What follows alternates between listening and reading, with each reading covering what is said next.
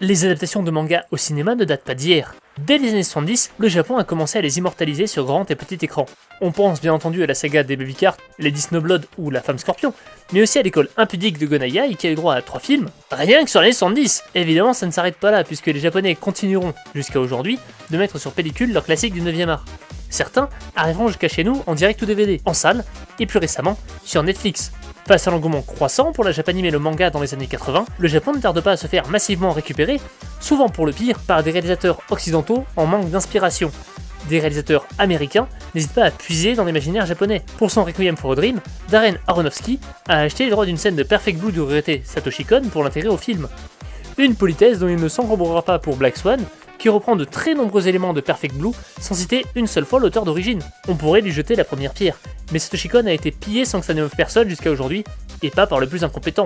Car, si tout le monde se souvient d'Inception, qui a vu Paprika, et si tout le monde adule Interstellar, qui connaît Gunbuster ou Space Battleship Yamato, Christopher Nolan les a vus, et a bien mis en pratique ce que la SF japonaise a fait de meilleur pour rafler ses récompenses à Hollywood.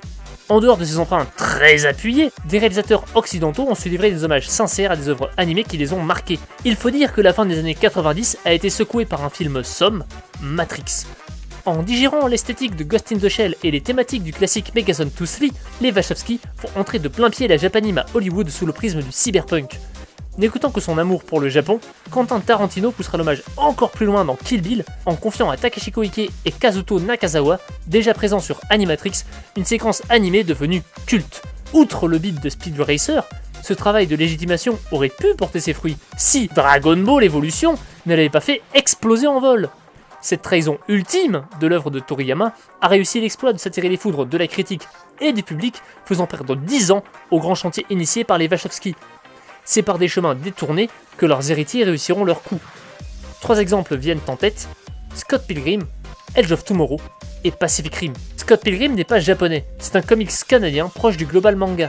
L'adapter est un défi particulièrement casse-gueule, mais Edgar Wright a pris le projet à bras-le-corps pour en livrer une adaptation radicale qui réunit rock'n'roll, code visuel et diégétique du jeu vidéo, bulles, onomatopée et super pouvoir de manga neketsu. Edge of Tomorrow, c'est presque pareil. Adapté du light novel All You Need Is Kill, le film présente un héros piégé dans une boucle qui le pousse à mourir à répétition jusqu'à trouver un moyen d'en sortir.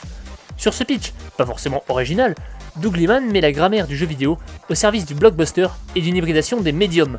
Pacific Rim est plus frontal dans son hommage. Après avoir cité Ninja Scroll dans Blade 2, Guillermo del Toro livre ici un film de kaiju ultra généreux et il balance tout son amour pour Gonaga et les films de monstres et les robots géants. À défaut de pouvoir adapter Evangelion ou Mazinger, les studios Legendary ont su défendre une intégration respectueuse des codes nippons dans le blockbuster. En sortira le Monsterverse avec Godzilla et sa pléthore de monstres géants, mais également un partenariat ambitieux avec Sunrise pour réaliser un film Gundam dont des infos devraient tomber cette année. Ghost in the Shell et Death Note ayant amorcé un retour à des adaptations bien plus frontales, Alita Battle Angel a tout à prouver. Longtemps fantasmé par James Cameron après que Del Toro lui a fait découvrir le titre il y a bien 20 ans, ce projet ambitieux aura pris son temps et bien choisi son moment. Une chose est sûre, avec le déclin relatif des super-héros, l'imaginaire otaku pourrait bien devenir le nouvel Eldorado des producteurs américains dans les années 2020. Les projets se multiplient, le public est réceptif, le marché est identifié et Hollywood semble bien décidé à le faire fructifier, au risque de plonger dans un orientalisme frénétique. Jeux vidéo, BD, manga, séries et cinéma de genre.